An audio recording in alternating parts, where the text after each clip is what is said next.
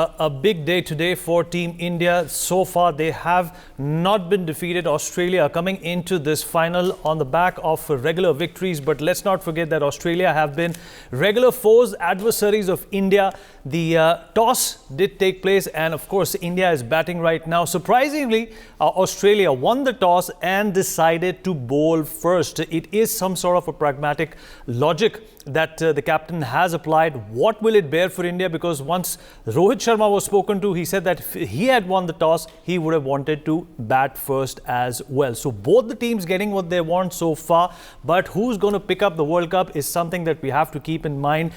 Is going to depend who's going to be able to take the pressure more so with a lot of tact. We also should not forget that when it comes to World Cups, Australia is much ahead of us, 5 versus 2. And India also has, a few revenges to take from Australia. If you don't forget what happened in 2003, how Ricky Ponting completely decimated us in South Africa. If you talk about 2019, how once again Australia did not really care how we applied our batting and bowling. It is a grand moment for India, an opportune moment for India to play at home. And, the Indian team has come into form, has peaked into form at the right time. Every player is delivering, giving what he is supposed to give at the right moment. Of course, let's not forget Virat Kohli. Let's not forget Mohammad Shami. Just a few months ago, both of these gentlemen were being trolled for not performing at the apex level. Let's not also forget what Rahul Dravid has done for this team. Just 2 months ago, it was being criticized that Rahul Dravid should not be the coach of the Indian team. All that is history, and what we are looking to create today is also history with this team. We'll talk about what's going to happen today, what has happened so far with some people who understand this game intimately, and they will tell us what can be expected today. Of course, so on the show with me, on my right, is Sunil Yashkalra. He's been guiding you. He's been taking you through several matches. I've stolen his spot today as the Sutradhar of this show, as the anchor of the show, but he's right here with me to give us some guidance.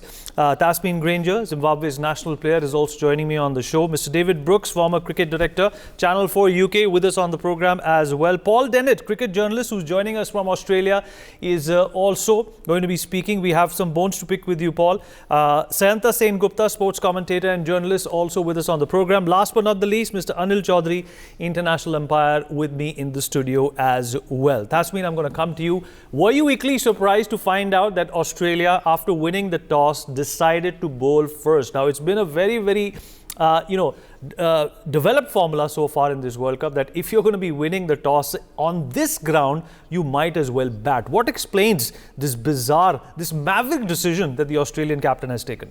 Yeah, I was particularly shocked as well. I'm not entirely sure what was going through the mind of Pat Cummins. Maybe just trying to lean on the fact as well of thinking that maybe the conditions might just favour his seamers as well up front, hoping to find the same pitch conditions, if not more or less relatable conditions as to what they found in the semi-final against South Africa. But I'm particularly shocked. I would have thought he would have given, obviously, David Warner as well as Travis Head a chance to come in and just free up their arms as well, knowing what the dew factor sits like later in the evening. Maybe they're banking on the fact that just hopefully, the dew will work on their side as well, and they'll be able to get the ball coming faster onto the bat and maybe not so much swing from the likes of Shami as well as Siraj later on in the evening. Sunil, let's talk about what Australia is bringing to this match. One thing that I'm perhaps very certain of, that this is not going to be a one-sided match. Australia did lose to South Africa and India in the beginning, but a lot of them, their players, like India, of course, came into this tournament with their form on their side. But the Australians have actually adapted very well and very quickly and swiftly to play against teams in India, perhaps even India, on these conditions. That perhaps to me is a little dangerous. Absolutely. Everybody is talking about 2003 revenge. Let's talk about the team for like half a minute. That team was different. The ilk was different. The hunger and the domination was different. So it was a different game altogether. Come to 2015, where Australia defeated us in the semi-finals. Steve Smith scored a fantastic century at that point of time. You must realize those are two different teams, two different eras. Every generation changes in 5 years in cricket. Of course, come back to this team. What do we have? You have Aussies who've lost two games, 3 games they barely managed to scrape through. They did not win the matches, but the opponents lost. Afghanistan They had the chance to go for the kill, they lost it. Second, right. Pakistan, they were almost there. Daggers at their neck, they got scraped. And South Africa. So you have a wounded tiger in the house with an absolute lion king who's been dominated, which is India, in all departments of the game. So it'll be a close contest. First 10 overs will decide where the game will swing largely. All right, let me also tell you that of the 5 times India has batted first, they have surpassed 350 on 3 occasions. Anil, do you think that the Indian team that we're witnessing playing the final today is perhaps the closest that has come to being perfect? Let's not forget that they have bowled out oppositions twice for below 80 scores.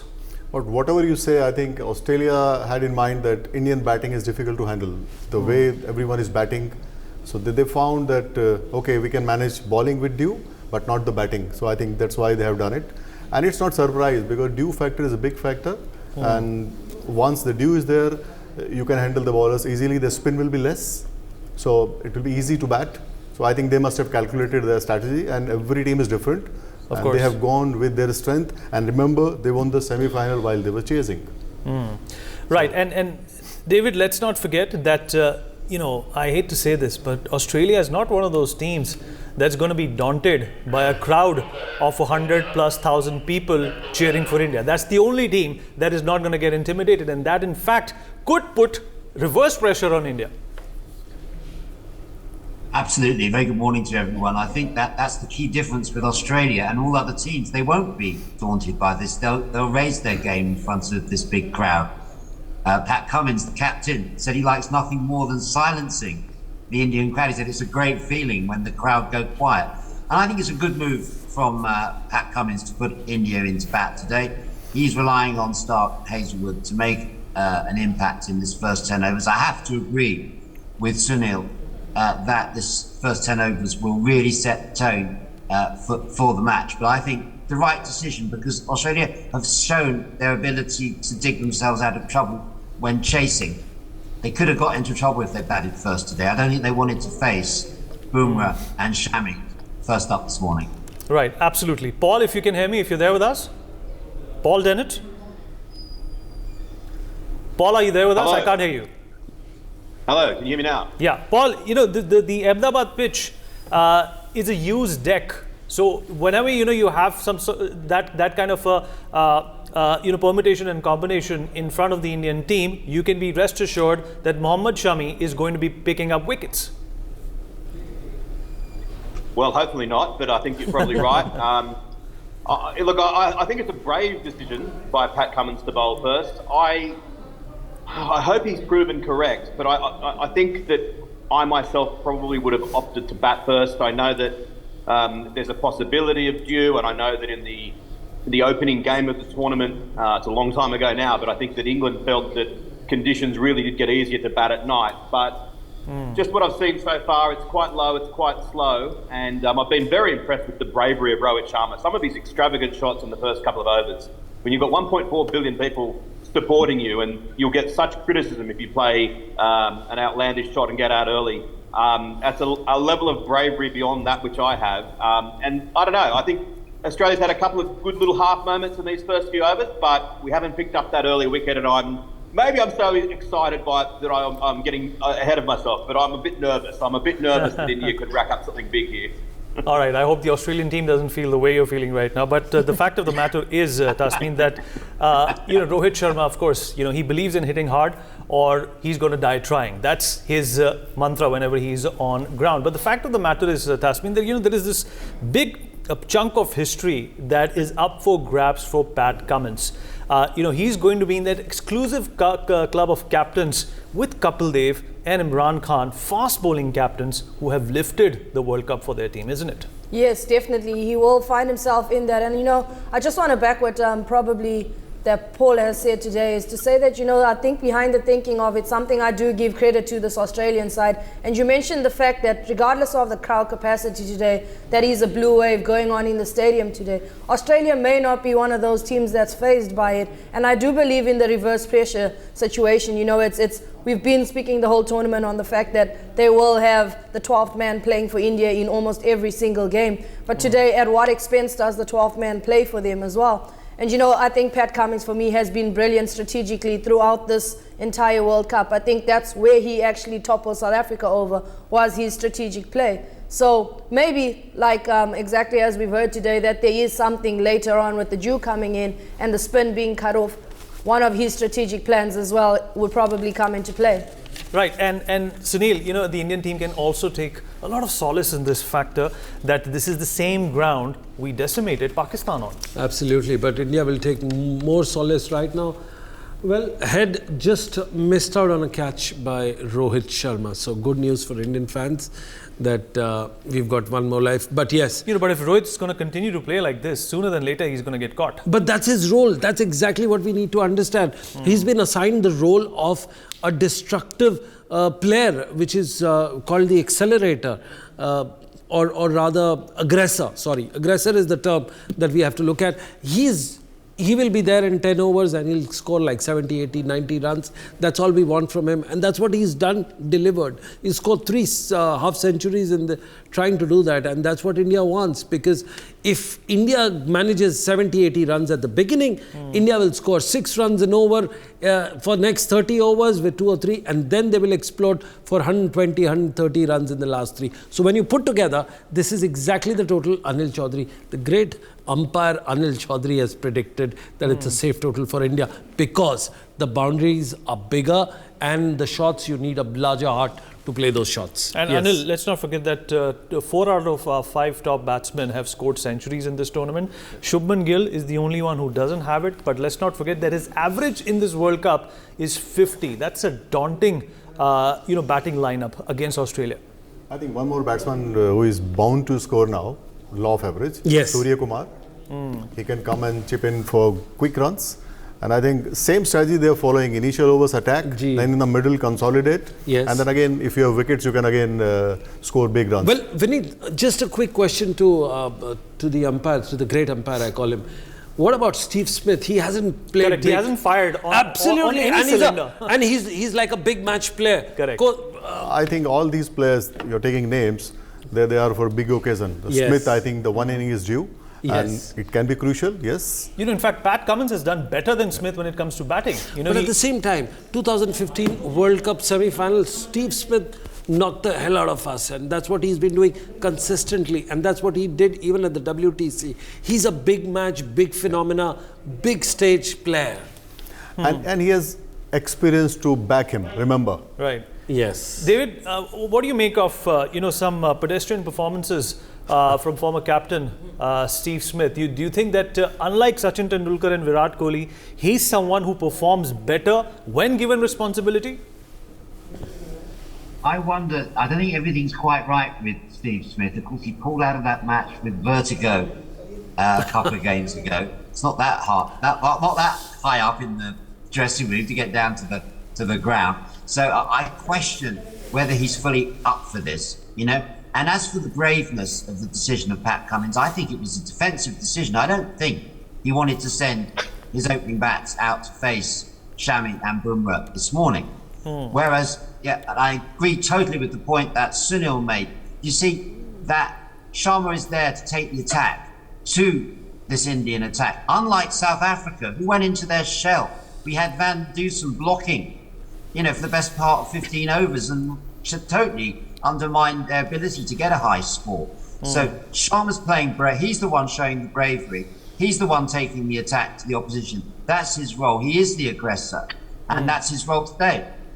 You know, it's the first time, Paul, that the absence of one player has led to the benefit of another and perhaps even India getting close to this World Cup. I'm talking about Hardik Pandya. Had he not been out, Mohammad Shami would not have been included in the games as he was. But the fact of the matter is Australia going to be able to negotiate India's spin prowess later during the innings? That's the big question, and that's perhaps also the bridge that separates them from this particular title. It's a good point. That's where India are so dangerous. They're dangerous at the top of the order with the bat. They're dangerous in the middle order. And then when Australia's going to come out and bat under lights, we have to survive the initial onslaught from the quicks. And then, as I've said many times on this show, there's a wicket as we speak, actually. Mitchell Starc has picked up Shubman Gill So that's something good for the Aussies. But yes, I am always nervous about the Australian middle order having to deal with Jadeja, especially, and Kuldeep Yadav as well. Especially if we lose a couple of quick wickets and the incoming batters have to deal with that spin. It's one of my nightmares. Well, it's the first power play that is still, applicable at this point in time. India has lost one wicket. Tasmin, what total do you think India should be comfortable in, to defend this particular, this last match, the final against Australia? But when it comes to Australia, no big score is enough. Yeah, definitely. I was about to say that to you as well, to say, taking into consideration that these are the 5-time title winners as well, they do carry a bit of an era around them of big match temperament, some term that's just used lamely around in the cricketing world, but it basically means they just don't stop fighting and they don't stop trying. So personally, I think for me, anywhere around the 350 plus total, maybe 330, 350 around there would possibly give you the assurance. This is actually being considered, Sunil, as a pitch which is not going to go beyond 280 to 300. But the fact of the matter is, are we beginning to, in fact, picturize why the captain of Australia opted to bowl first? He obviously wanted to take the advantage with the new ball. Well, absolutely. He has. He's got one of our openers out. Absolutely. Yeah, Shubman, if you look at it, he's not one of those guys who've been firing big, firing great and firing consistently. Yeah. So it's not too much of a thing. We will let Rohit score those runs, but at the same time, my worry is, and this is a common worry, that our tail-enders and middle order haven't been tested enough in the preliminary matches. Now, if you're not tested and you go... That's a good point you make, yeah. You go straight into the final big time. What if you're 7 wickets down with 12, 15, 20 overs to go? That's when the problem begins, because these guys haven't put their pads on. And that's a cause for concern for me right now when I look at the score. Anil, what do you make of the wicket that we have just lost, and what kind of a responsibility is Virat Kohli once again supposed to in fact convey to the team and to the rest of the world? I think the way he's batting, he should continue that. Maybe loose ball he should hit. That's the style. I think good situation for him, and he should continue that because this partnership is very, very crucial. Maybe the scoring rate can be a bit lesser, but they should keep some wickets in hand, and important partnership for India. They both should bat. Yeah. David, do you concur that partnerships is what wins championships?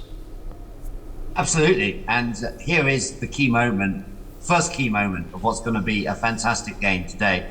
Virat Kohli, the stage is set for him. We know he's a big match player. He didn't waste any time breaking Sachin Tendulkar's record. This is an occasion where 130,000 people screaming your name, that's going to inspire him. And I think one of the inevitabilities will be that Kohli digs in today and we see the very best of him. Certainly, he's the prize scalp for Australia. He'll be digging in to see India to a decent total today. Paul, do you think that not losing a single match in the run-up to the World Cup final is a good thing? Because a lot of teams prefer to be jinxed right before they get into the finals, and that's not happened to India. Yeah, I mean, as a fan, I can see how you sometimes think, well, we don't want to win all these matches and then lose the one that counts. If you remember what happened in Australia with Pakistan.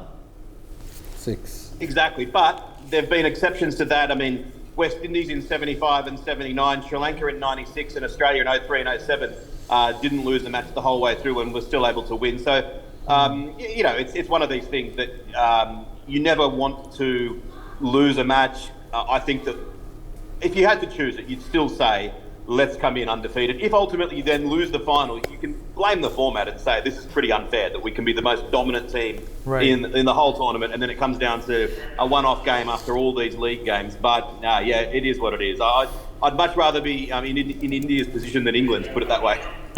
Right, that's exactly what matters. Tasmin, let's talk about Rohit Sharma and his captaincy as well. Do you think he's been a maverick? He's been somebody who's been on the ball consistently. He's been an active captain as well as a contributing captain, which is a rarity to see. And of course, a lot of these things have culminated out of his love for cricket, as we have seen in the IPL as well.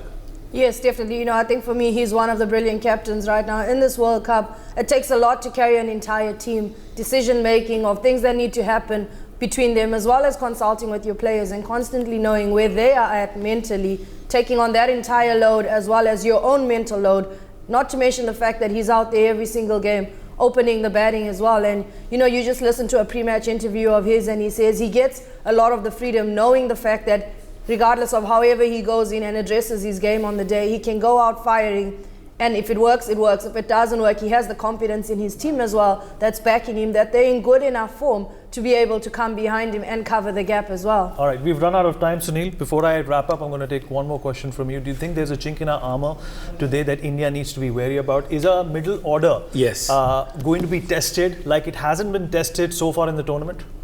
I hope not. 6, 7, 8 and perhaps 9, they haven't had the chance to go out, face those balls. And this is a quality attack. This is a champion's mindset, and this is a game, this is a pitch which is high pressure, high voltage. So hope India doesn't. All right, so it all comes down to pressure. It all boils down to who's going to be able to handle their nerves and get that ball out of the park. For more such videos, subscribe to the NewsX YouTube channel, hit the bell icon.